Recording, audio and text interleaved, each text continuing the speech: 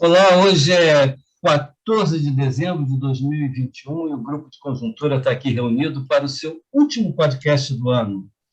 Como é de praxe nessas ocasiões, nós vamos fazer aqui um curto balanço de 2021 e tentar olhar um pouquinho para frente, para as perspectivas, cenários para 2022.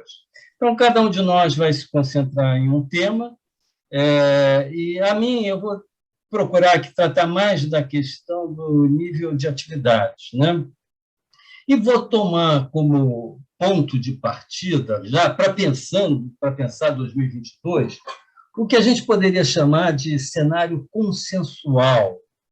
E depois eu vou discutir fatores que poderiam, digamos assim, afastar um pouco desse cenário consensual, seja para cima ou para baixo. Esse cenário consensual tem sido muito divulgado, é um crescimento de 0,5%, uma inflação caindo lentamente ao longo do ano que vem, a taxa de juros Selic ainda subindo, né, do nível atual de 9,25 para algo como 11,5 em 2022, etc. É basicamente esse, né, um cenário nada digamos assim, animador, né? Para muitos, acho que para a maioria, isso aí seria uma espécie de continuidade da conjuntura atual, né, que vem sendo descrita pelos analistas como uma situação em que a economia está andando de lado. Essa percepção sobre o comportamento atual foi reforçada, inclusive, por pelo resultado do PIB do terceiro trimestre, que foi uma queda de 0,1%. Né?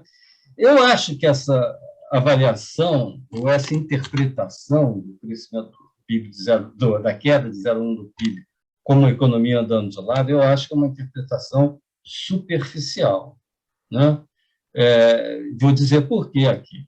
E isso para mim é importante para pensar como é que está a economia em 2021, que é o ponto de partida para 2022.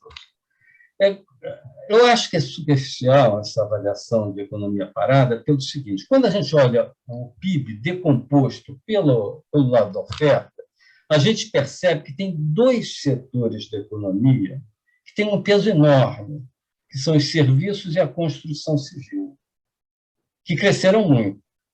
Serviços e construção civil juntos representam 76% do PIB, mais de 3/4 da economia. Esses dois setores, se você for ver o crescimento deles junto, foi de 1,6% no terceiro trimestre, o que dá uma taxa anualizada de 6,4%. Então, 75% da economia, mais de 3/4 da economia, estavam crescendo a uma taxa muito rápida. E o resto? O que levou, então, para essa pequena queda de 0,1%, que levou todo mundo a achar que estava andando de lado? Antes de eu falar, deixa eu dizer que houve muita gente aí falando que já era a inflação, o seu efeito sobre a renda real e, portanto, sobre o consumo que estavam trazendo para baixo. Isso não fica de pé. Se fosse assim, o consumo das famílias teria caído, mas não foi isso que aconteceu. O consumo das famílias no PIB cresceu 0,9% no trimestre. Então, não foi essa a questão. O que aconteceu, gente, na verdade, foi um enorme choque de oferta no setor agropecuário, cuja produção caiu 8%, principalmente por razões climáticas, o que não tem nada a ver com retração de demanda. E é importante frisar que esse choque agrícola acabou também impactando fortemente a produção da indústria manufatureira, que foi o outro setor que caiu, né? A indústria de transformação, que foram os dois. Se bem que a indústria de transformação caiu 1%, não nada perto da agropecuária, mas caiu. E quando a gente olha o que aconteceu com a indústria manufatureira, chama atenção duas coisas, dois subsetores. O primeiro é a produção da indústria de alimentos. A produção da indústria de alimentos teve uma queda de 3,4% no trimestre. Mas a indústria de alimentos caiu por causa do choque de oferta negativa. É exatamente o rebatimento da indústria dos próprios da oferta agropecuária. Essa queda de 3,4%, somada com a queda da indústria automobilística, que é outro setor que está travado pelo lado da oferta, e, nesse caso, esse setor caiu 6% no trimestre. Sendo que esses dois setores juntos representam 24% da indústria. 24%, alimentos e automobilismo. Ou seja, se você, tirando esses dois setores juntos explicam 1,2% de queda da indústria de transformação. Mas ela não caiu 1,2%, ela caiu 1%. Ou seja, se não fossem esses dois setores, a indústria de transformação teria crescido. Então, mas por que eu estou separando esses dois setores? Não é uma coisa aleatória, porque são dois setores muito grandes e que foram travados simplesmente por uma questão de oferta. Então, de novo, não se trata de uma questão de demanda. Tá? Então, isso é muito importante para entender o que está. A economia não estava parada por falta de demanda, por isso, não é isso. Né? A economia sofreu um forte choque de oferta. E alguns setores que não foram afetados pelo choque de oferta cresceram bastante, o que explica, inclusive, o comportamento do emprego, porque senão ficou maluquice. Como é que uma economia que está andando de lado está com o emprego crescendo, como a gente já falou várias vezes aqui nesse podcast, e o investimento crescendo também? Isso não faz sentido, né? Tudo bem, mas isso é o agora. Agora vamos olhar para frente. E aí, na hora de olhar para frente, eu acho que aí sim há razões para a gente pensar que o cenário de estar andando de lado, estagnado, etc., em 2022, é um cenário plausível, por vários fatores. O primeiro fator negativo, eu acho que talvez seja mais importante, é o fato dos juros altos. Os juros estão muito altos para combater uma inflação, que está alta aqui no Brasil, e esses juros altos vão ter vários impactos na economia, inclusive um dos que, para mim, causa maior temor é o impacto sobre a construção civil, porque, justamente como eu falei agora há pouco, um setor que estava crescendo muito, e é um setor que emprega muito, mas é um setor que é muito afetado por taxa de juros. Então, na medida que essa alta da Selic comprometer também os juros para o setor imobiliário, isso aí pode ter um impacto negativo no setor de construção, e aí eu acho que isso vai ter, em acontecendo, um efeito bastante negativo para a economia. Um segundo fator, eu não diria que é um fator negativo, em certo sentido, mas é que aquele forte impulso do setor de serviços fez esse setor ter um comportamento muito bom ao longo desse ano, ele pode estar chegando ao fim. A gente teve até um número negativo agora, né? Mas, na verdade, um ou dois números normalmente não são um sinal definitivo de nada, mas a verdade é que existia um espaço muito grande para o crescimento desse setor com o fim das restrições relacionadas à pandemia, né? E esse espaço está diminuindo, não acabou, mas já diminuiu muito. Os bares e restaurantes já voltaram, as viagens já estão voltando, já está tudo voltando.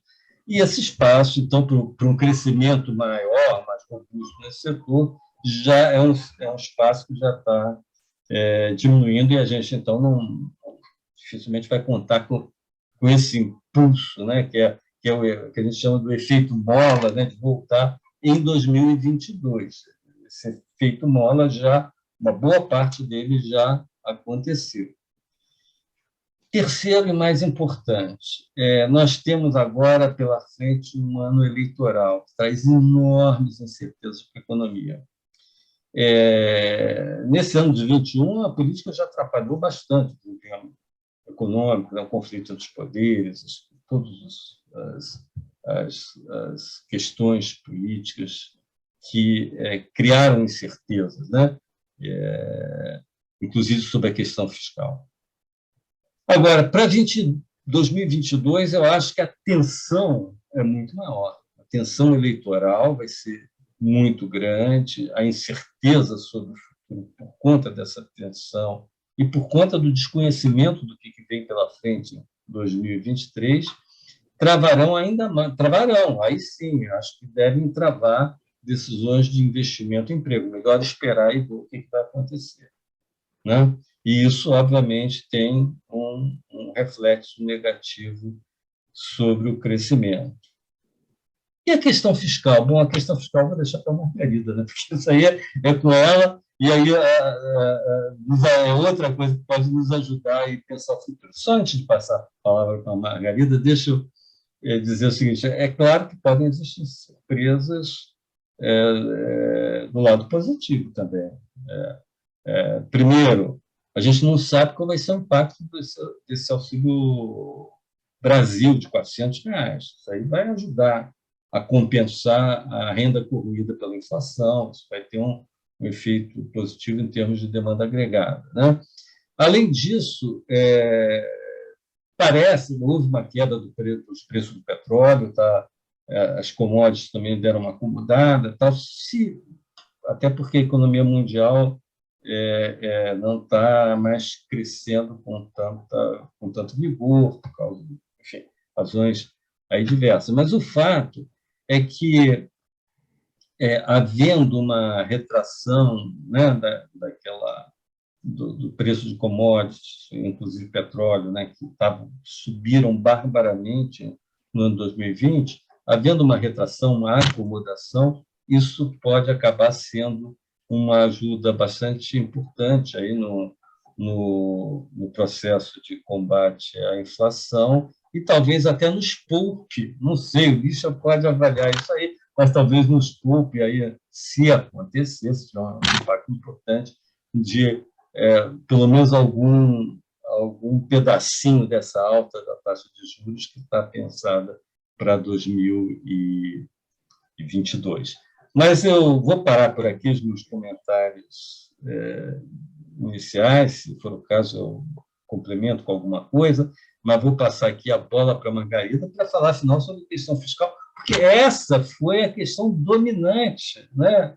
Tirando a Covid, é óbvio que foi o nosso tema central, mas, fora isso, tem sido a questão dominante do debate econômico por conta dos seus efeitos sobre as expectativas, sobre as decisões dos empresários, incertezas econômicas, etc.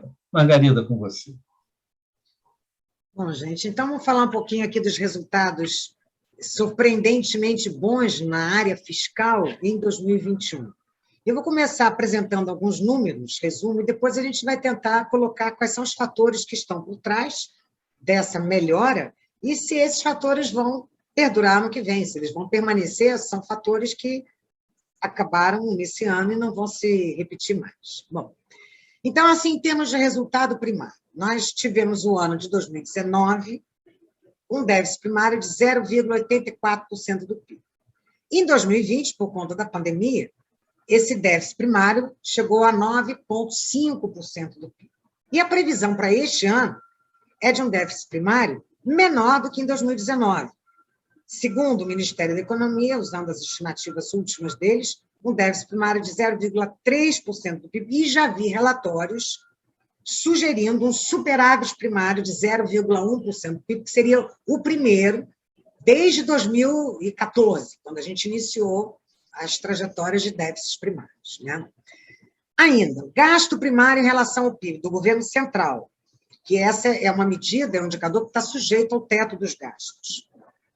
Em 2019, a gente encerrou o gasto primário em relação ao PIB em 19,5%.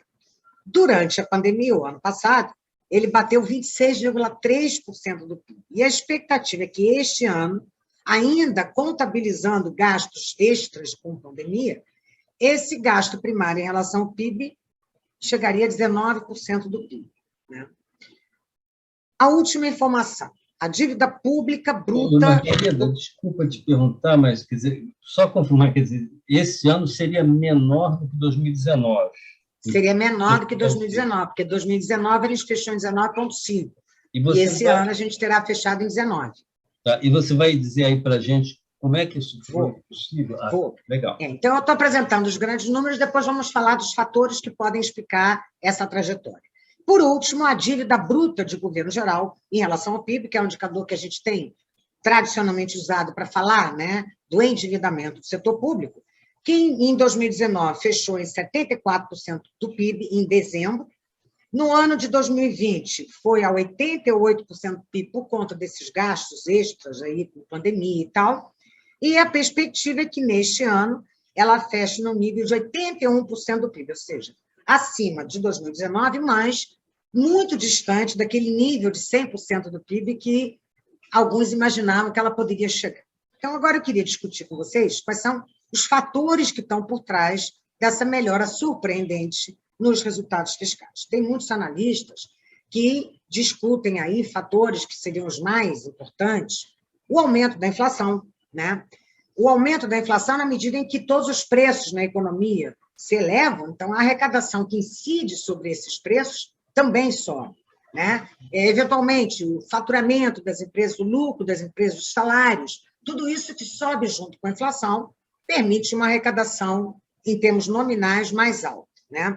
O segundo fator muitíssimo destacado tem sido a desvalorização cambial, né? O imposto de importação, de fato, cresceu muito, né? E o IPI vinculado à importação também cresceu muito. E um terceiro fator seria o aumento dos preços do petróleo e minérios de ferro, que geraram receitas de royalties para o governo, então isso também contribuiu fortemente para o aumento da arrecadação. Quando a gente fala de aumento da arrecadação, a literatura nos coloca o seguinte, ó, tem sempre um efeito quantidade, que pode responder por parte da variação, um efeito preço, um efeito legislação. Então, esses impactos aí de inflação sobre a arrecadação estão contemplados. 2021 foi um ano, de fato, que a inflação aumentou e o deflator implícito do PIB, que é o índice de preços mais relevante para explicar a trajetória da arrecadação. Por quê? Porque a arrecadação incide mais sobre o PIB, né? Então, explica fortemente esse aumento da arrecadação. Mas também tem um efeito quantidade, né? O PIB brasileiro vai estar crescendo aí entre 4,5% e 5% em termos reais, e associado a uma base de comparação muito baixa. No passado, a gente teve uma queda de 3,9%. Então, tem um efeito crescimento que também explica parte da arrecadação, e isso é explicado pela elasticidade de renda da tributação, que, no caso brasileiro, está estimada algo inferior a 1, né? Então, significa que se o PIB cresce 1 ponto percentual, a arrecadação cresce mais ou menos, um pouquinho inferior a 1. Então, seria o efeito elasticidade atual. E tem um terceiro fator, que é o efeito legislação. No ano passado, por conta da pandemia, foram diferidos uma série de impostos. Alguns deles já começaram a ser pagos no segundo semestre do ano passado, mas outros começaram a ser pagos apenas este ano.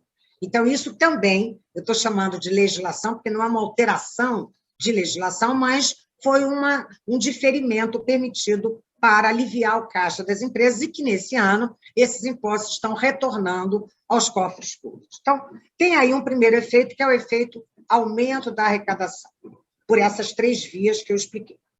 Mas tem um outro fator que é muito importante, muito pouco falado, a não ser pelo governo, né? Que é o controle de gastos. Nós temos aí um gasto primário que está sujeito ao teto e que, neste ano, esse resultado, né, de 19% previsto para o gasto primário do governo central já é o resultado dessa regra do teto. Então, por exemplo, despesas como pessoal apresentam uma queda até outubro, nos últimos 12 meses, uma queda em termos reais de 4,2%. E elas pesam apenas 13% na despesa primária do governo central. Estou usando o termo apenas porque é muito. Depois, gastos com o INSS apresentam também nessa métrica, nos últimos 12 meses encerrados em outubro deste ano, em termos reais, uma queda de 3,7%. Essa contração dos gastos com pensionistas, né, aposentados, INSS, tem a ver porque o deflator utilizado aqui é o IPCA de 2021, que aumentou muito. Então, tem 2 coisas que respondem por essa queda. Primeiro, já tem algum efeito, algum alívio por conta da reforma da Previdência. Evidentemente que tem. né? Tem as regras de transição e elas já estão mostrando os seus efeitos. E segundo, tem a ver com o deflator utilizado, é o IPCA deste ano, que é um IPCA que está muito alto. Então, isso também responde esse controle, vamos dizer assim, dos gastos primários do governo central, tem a ver com a regra do teto e com uma decisão de política fiscal no sentido de manter, né, a disciplina fiscal e tentar aí uma redução do nosso grande desequilíbrio fiscal. Bom, quais são as perspectivas para o ano que vem, em termos de arrecadação? A gente não vai ter um efeito tão grande inflacionário, porque o Banco Central está subindo os juros. Então, aí as estimativas para a inflação do ano que vem, hoje, estão em torno de 5,1%, né, de IPCA. Então, a gente vai ter aí uma inflação que vai contribuir menos, vamos dizer assim, para o aumento da arrecadação. Mas, por outro lado, o deflator implícito do PIB previsto para o ano que vem está em torno de 8%. Como a arrecadação está muito mais vinculada ao deflator implícito do PIB do que ao IPCA, então esse fator pode contribuir positivamente para um aumento da inflação, da arrecadação, desculpa. Fatores que vão contra. Bom, o PIB vai crescer menos, como o Francisco Eduardo acabou de colocar, o ritmo de crescimento do PIB vai ser muito inferior ao deste ano de 2021. Então, com isso, dada uma elasticidade de renda da tributação, a gente espera um ritmo de arrecadação, de crescimento da arrecadação menor por conta do menor crescimento da economia, né? E, por último, uma base de comparação também maior, porque o ano de 2021 terá tido um crescimento, né, do PIB maior e, portanto, uma arrecadação maior. Tudo que se comparar em termos de arrecadação em 2022 frente a 2021, a base é maior e isso atua, então, contra, né, a análise em 2 anos, vamos dizer assim. Então, assim, para a gente fechar um pouquinho, só para dar os grandes números da arrecadação, e agora eu vou falar sobre a dívida pública. A arrecadação em termos reais da Receita Federal cresceu de janeiro a outubro, já descontada a inflação, 29,43%, sendo que 2 impostos chamam muito a atenção, que estão vinculados à desvalorização cambial. E o imposto de importação cresceu 32%, janeiro a outubro, em termos reais. E o IPI vinculado à importação cresceu quase 39%. Então, são aí resultados esplêndidos em termos de arrecadação, pelos fatores todos que eu já coloquei. Agora, vamos falar um pouquinho sobre a trajetória da dívida pública em relação ao PIB. Quais são os fatores que estão por essa queda espetacular da dívida bruta em relação ao PIB neste ano? Então, em primeiro lugar, eu diria que, embora os juros estejam crescendo, se a gente pegar os últimos 12 meses, a taxa de juros que incide sobre a dívida bruta nos últimos 12 meses ainda é inferior a 7%. Né? Comparado isso ao PIB, que vai crescer aí em termos nominais em torno de 15% no mínimo, a gente tem um diferencial negativo. O PIB, quando ele cresce, ele diminui o indicador dívida-PIB. Por quê? Porque ele está no denominador.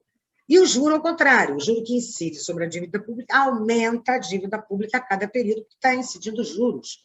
Então, esse diferencial negativo, né, ele tem sido extremamente favorável para explicar parte desta queda da dívida pública em relação ao PIB. Fora isso, nós temos aí alguns fatores que são muito transitórios, como, por exemplo, a devolução antecipada de 100 bilhões de reais do BNDES de dívida ao Tesouro Nacional. Isso é um abate de dívida pública muito grande e mais, a dívida pública, como ela diminui, sobre ela incide um juro num valor inferior. Então, isso é muito importante para explicar a trajetória da dívida pública daqui para frente, em cima de uma base menor, que já tem menos, no mínimo, 100 bilhões de reais aí do BNDES devolvido, fora todas as outras antecipações. Terceiro fator que explica essa bela performance da dívida pública em relação ao PIB, o deflator implícito do PIB, né, que esse ano vai bater aí em torno de 12%, 13%, e então isso diminui, porque o denominador aumenta, então aí a dívida pública PIB diminui. E, por último, um fator extremamente relevante tem a ver com o resultado primário. O nosso déficit primário, ele diminuiu muito. Então, os números que eu coloquei inicialmente, para este ano, já tem analista prevendo um pequeno superávit primário de 0,1% do PIB. embora não seja a estimativa oficial. Oficialmente, o governo tem se manifestado a favor de um déficit primário em torno de 0,3% do PIB, mas é infinitamente menor do que era em 2019 e nem se compara em relação a 2020, que foi o ano aí da pandemia. Esses fatores para explicar a dívida pública PIB tão para baixo vão permanecer em 2022? Bom, como eu coloquei, a arrecadação vai perder fôlego, não é que ela vai diminuir, mas o ritmo de crescimento dela, pelos fatores que a gente já enumerou, que explicam a alta da arrecadação esse ano que vem, a maior parte deles, se alguns estarão presentes como inflação, mas numa escala muitíssimo inferior, né? Os juros voltaram a crescer. Então, isso vai impactar na dívida pública. Vai começar a impactar, já começou a impactar, mas nos últimos 12 meses ainda é residual, porque as taxas estão subindo a cada mês, né? Então, à medida que o Tesouro vá ao mercado, ele vai se deparar com juros mais altos, que na conta de 12 meses vai começar a impactar na subida, né, dos juros implícitos sobre a dívida pública PIB nos últimos 12 meses. O crescimento da economia será menor. Então, a relação juro-crescimento da economia vai ser desfavorável à evolução da dívida pública em relação ao PIB. Não haverá mais BNDES para entregar dívida, porque praticamente está toda ela zerada. O deflator implícito do PIB para o ano que vem vai ser um pouco superior ao IPCA. Estima-se, então, 8% para o deflator e 5% para o IPCA. Então, tem aí uma pequena possibilidade de melhora por esse lado, mas é uma coisa, mais um efeito estatístico, eu diria. E o resultado primário previsto para o ano que vem já é um resultado melhor, vamos dizer assim, pior do que para esse ano, né? Então, para o ano que vem, segundo a Secretaria de Política Econômica, o déficit primário estimado é de 1,1% do PIB. Por quê?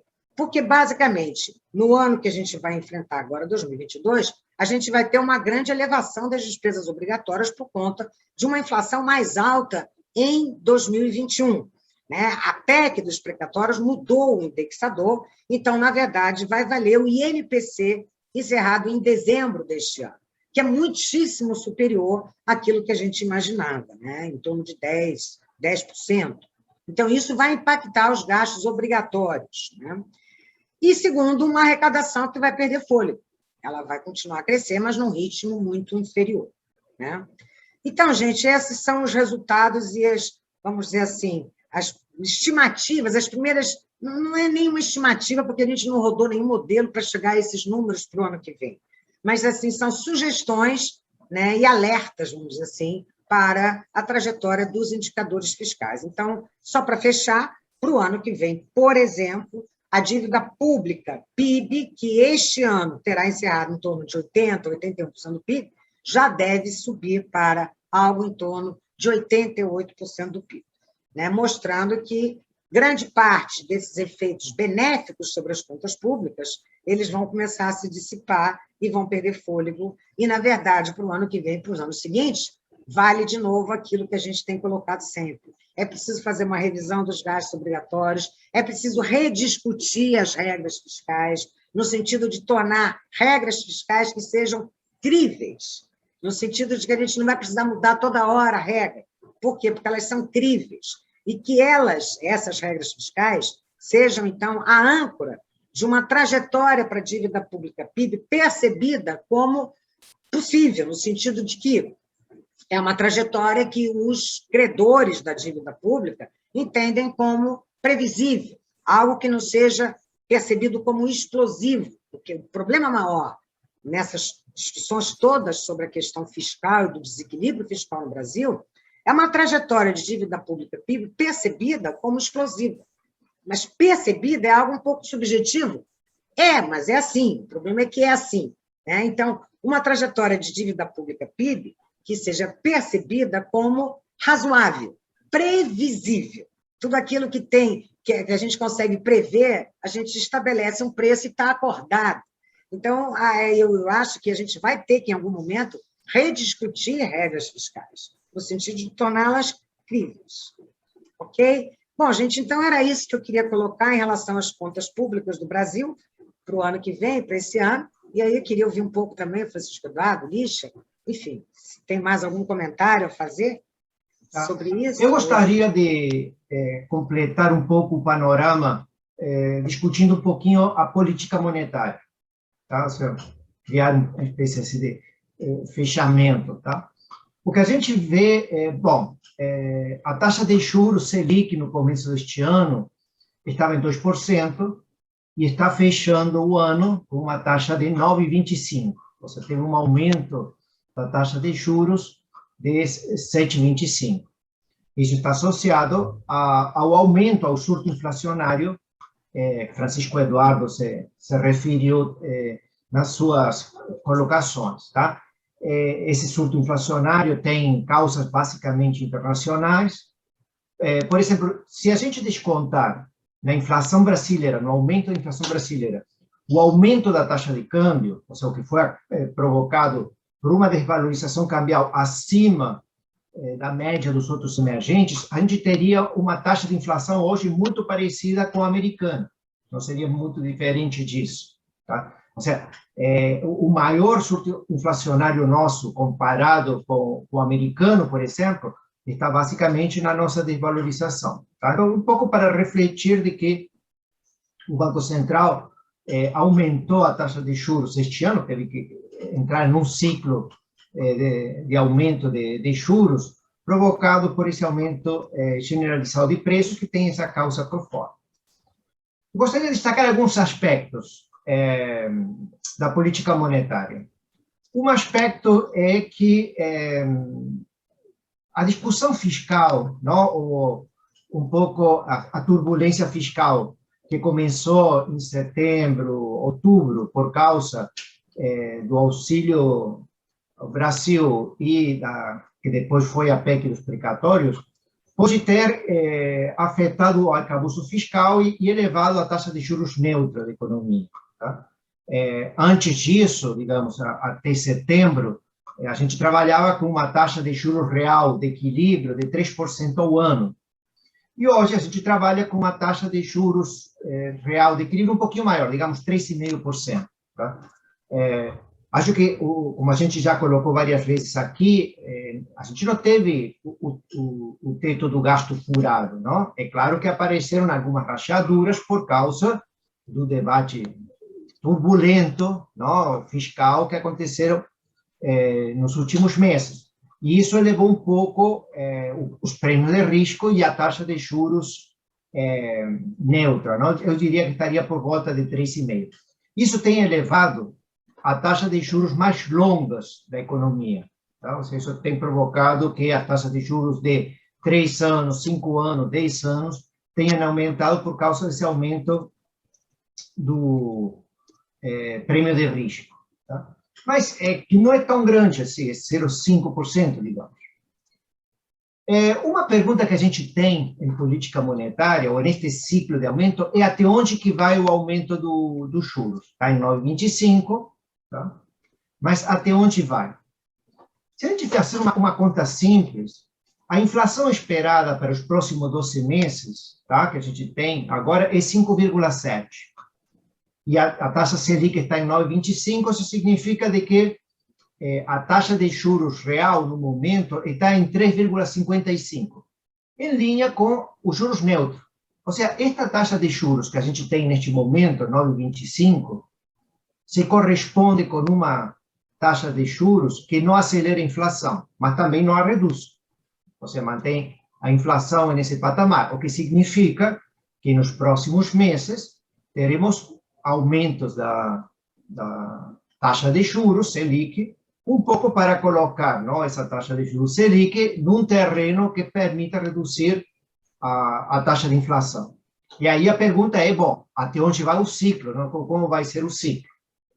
Se a gente analisar as expectativas dos agentes pelo Boletim Focus e o modelo do Banco Central, que ele normalmente explicita ou apresenta nas suas comunicações, a gente esperaria que no mês de maio de 2022 a gente alcance o pico, não? A gente alcance o maior valor para a Selic. Tá? na simulação feita, estaria em 11,75. Então, a Selic continuaria subindo, não? De 9,25 que está hoje, chegaria em maio do ano que vem a 11,75. Ele coloca também que o viés que ele faz na avaliação de risco é positivo, ou seja, que se tivesse que apostar se vai ser maior ou menor, ele apostaria que seria um pouco maior, não? Porque ele acha que o risco fiscal é um pouco maior que o risco de uma desaceleração, de uma redução da inflação. Então, pode ser que o pico esteja no mês de maio por volta de 12%, tá? E a partir de aí fica estabilizada durante um período de tempo, durante alguns meses, e no final do ano comece a cair, tá? Isso vai depender do comportamento da inflação o ano que vem, das expectativas. Mas, em princípio, digamos, se tudo for como está sendo pensado agora, fecharia o ano com uma taxa Selic em 11,25 ou 11,50. Ou seja, cairia de 12 para 11,50, se for colocar dessa forma. Então, esse seria o plano de voo do Banco Central. Esse seria a referência, não? O ponto que a Margarida pede para a trajetória da dívida pública, não? O que a gente pode esperar, tá? De qualquer forma, o Banco Central tem sido, tanto na reunião da semana passada, quanto na ata que saiu hoje, dia 14 de dezembro, muito, na sua comunicação, tem sido muito mais duro ou intolerante à inflação e falou que está disposto, não, a aumentar a taxa de juros, provavelmente um pouquinho mais, não? Segundo está colocado na ata de hoje, chegou-se a discutir a semana passada em aumentar a taxa de juros 2%. Tá? Essa seria uma estratégia de aumentar os juros mais agora no curto prazo, então alcançar.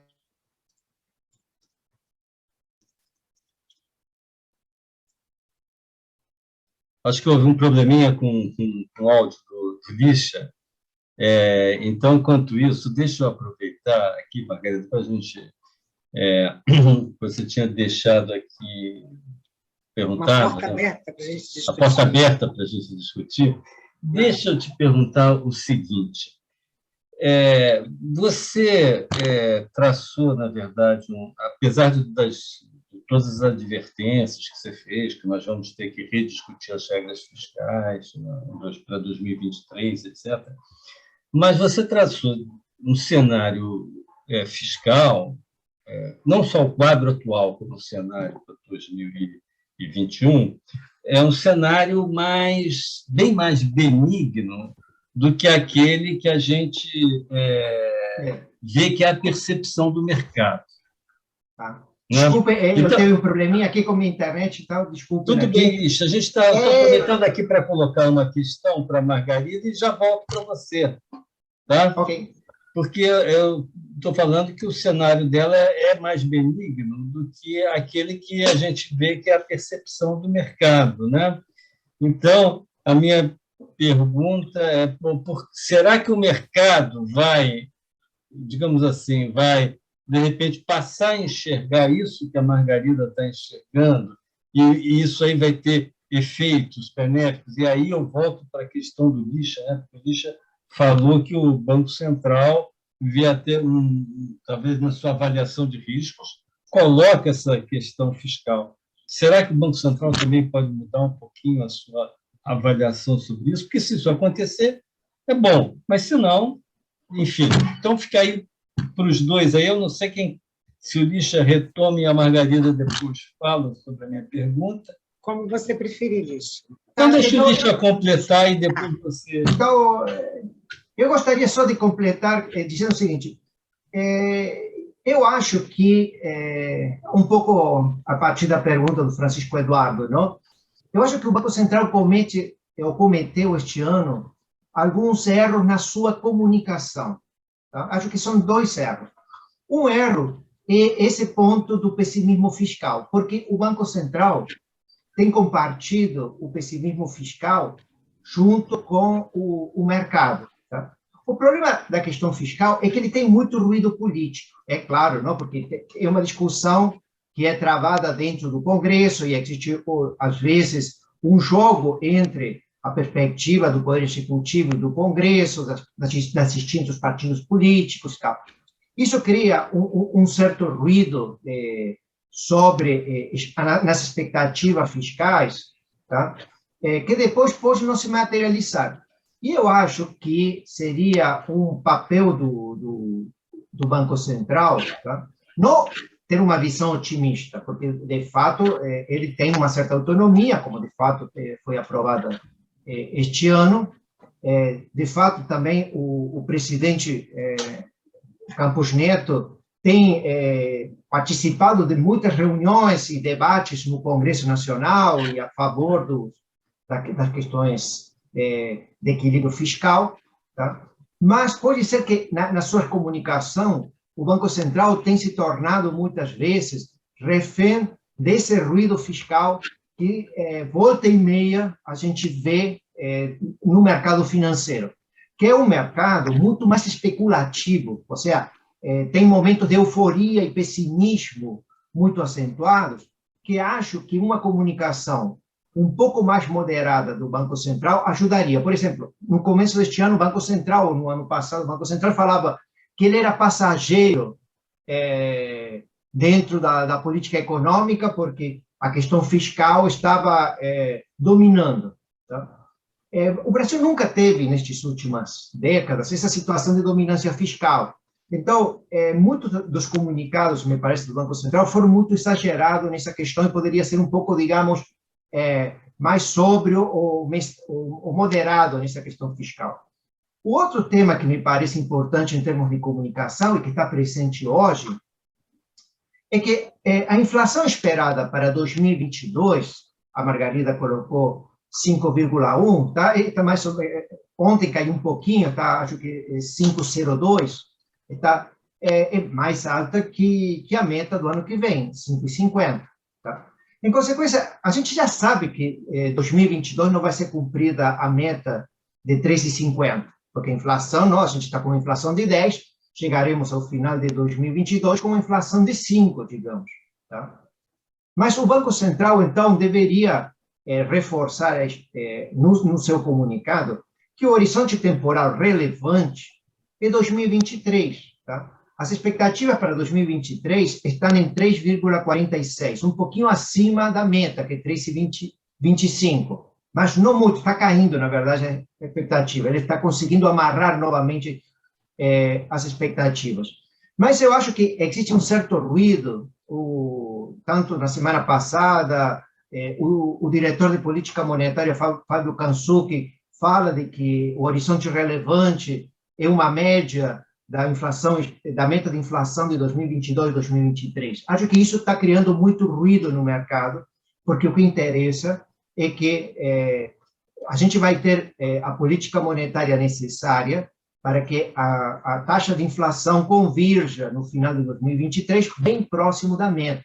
Tá? E a gente, digamos, é um tema diferente do que a gente tinha em 2016. Em 2016, quando o Ilan Goldfein virou presidente do Banco Central, ele tinha um problema mais grave, porque as expectativas inflacionárias para os anos 2017 estavam muito desancoradas do que era a meta. Então, ele precisava primeiro ancorar as expectativas para ganhar essa credibilidade, para depois levar a inflação para numa trajetória decadente. A gente tem expectativas mais ou menos amarradas para 2023, então acho que a gente poderíamos esquecer esse 2022, não? Se a inflação em 2022 fica em 5%, vai estar muito bem e a gente iria na trajetória correta. Tá? Então, eu acho que essa comunicação do Banco Central, a gente está vendo hoje também no mercado, não? Hoje, 14 de dezembro, o mercado um pouco confuso, muitos ruídos sobre o que significa que não se vai se cumprir a meta de inflação para 2022, por que eles estão fazendo uma média de 2 anos. Tá? Eu acho que seria mais simples se focasse 2023 como a inflação para final de 2023 como relevante. Bom, Francisco, então deixa eu responder a questão fiscal. os indicadores melhoraram em 2021. Eles vão ficar um pouquinho piores em 2022. Mas a gente tem aqui uma questão que é o seguinte: nós temos hoje 3 regras fiscais no Brasil, quando, na verdade, uma delas, é a principal, que é a âncora fiscal, se chama a regra do teto dos gastos. Em 2022, se a gente não tivesse tido essa mudança no indexador, a gente não ia conseguir cumprir o teto. Por quê? Porque a gente viu o projeto de lei orçamentária enviado do Executivo para o Congresso, em agosto, não continha, não cabia nenhum centavo a mais ali.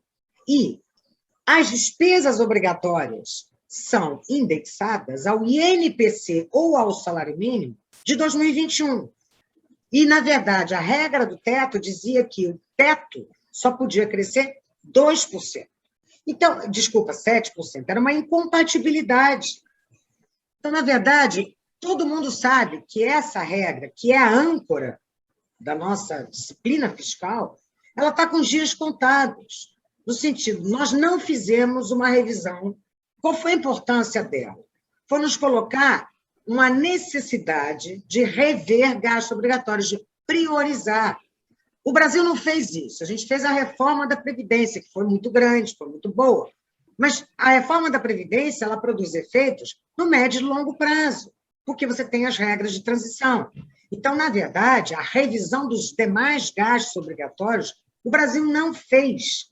E, com isso, os gastos obrigatórios estão pressionando, a cada dia, as despesas discricionárias. Então, todo mundo sabe que essas regras que a gente tem, elas estão com dias contados, no sentido de que, para 2023, se alguma coisa não for feita em termos de uma revisão dos gastos obrigatórios, que não vai acontecer, que é ano de eleição, não dá para mudar nada, como é que vai ser? Então, essa expectativa, né, cria muita desconfiança no mercado, até porque nós temos aí alguns presidenciáveis, né, para não citar nomes, que são a favor do aumento do gasto público, como a salvação da pátria. Né? Aumento de gasto é sinônimo de dar vida ao cidadão brasileiro, que não é. Então, isso cria muito temor. Eu costumo dizer que não interessa o nível da dívida pública PIB, interessa sim a trajetória esperada para ela. Você pode ter uma dívida pública PIB muito alta, como a gente até tem hoje, não é tão alta como a gente imaginava, mas é muito maior do que a média dos emergentes ainda, mas ter uma expectativa de ou estabilização, ou ainda que ela vai crescer um pouquinho, mas depois tem uma regra que vai obrigá-la a cair. Acontece que hoje o Brasil está na espreita de que tudo isso vai mudar. Vai mudar, primeiro, por força das circunstâncias. Ou a gente faz uma revisão dos gastos obrigatórios, ou a gente vai ter que mudar as regras, não tem jeito. E de presidenciáveis que já se manifestaram a favor do aumento do gasto, o aumento do salário mínimo em termos reais, etc. e tal, e isso cria, de fato, muita incerteza em relação ao arcabouço fiscal institucional. Acho que aí mora o grande perigo. Né? O que vai ficar desse arcabouço? O que vai ser revisto? E comandado por quem? Isso é muito importante.